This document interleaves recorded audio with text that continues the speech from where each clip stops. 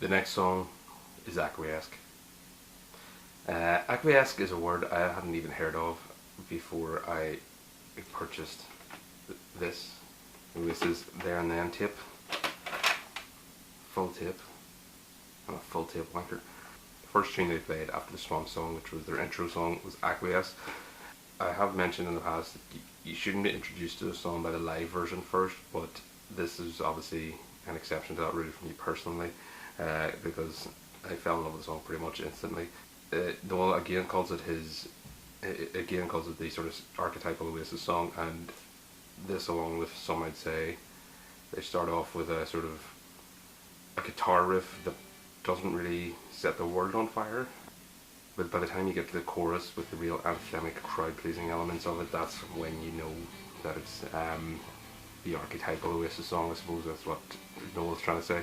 So we've had two Noel-fronted songs on the list, but we haven't actually had a tune where both of them are singing.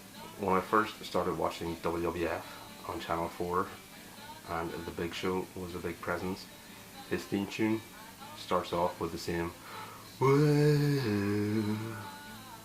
So I can't decouple this song with The Big Show's theme tune, which is annoying because I fucking hated The Big Show.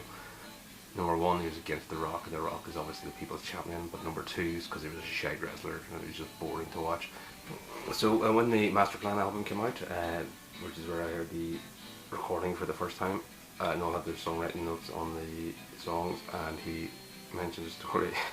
He mentioned a story where Alan McGee phoned him up when he was in America, having heard it for the first time, and saying it should be a single, which it probably should have been. This probably should have been a single. It's just too catchy and anthemic. It feels like such a waste that it's not a single.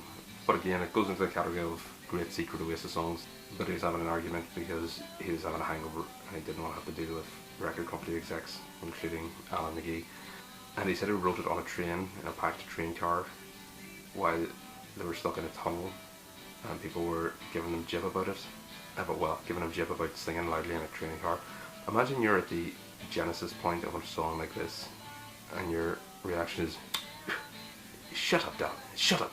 Now, of course, you don't know it's going to be a song like that, but surely, even then, you would recognise, or someone on the carriage must have recognised this was quite a big pop star who was singing a song down the back of the train.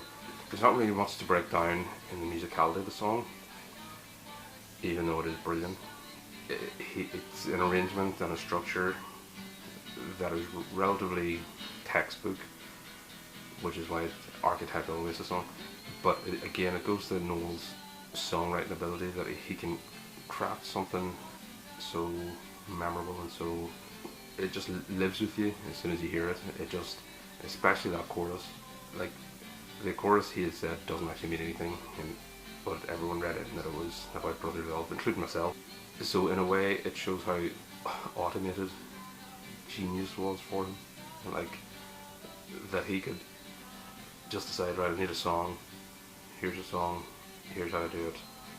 Oh yeah, it's one of the best songs of the year, and I'm not even going to bother putting it out for public release unless you're a real fan who gets the singles. And speaking of which, so we had Some Might Say, and we've had Talk Tonight, and now we're having Acquiesce.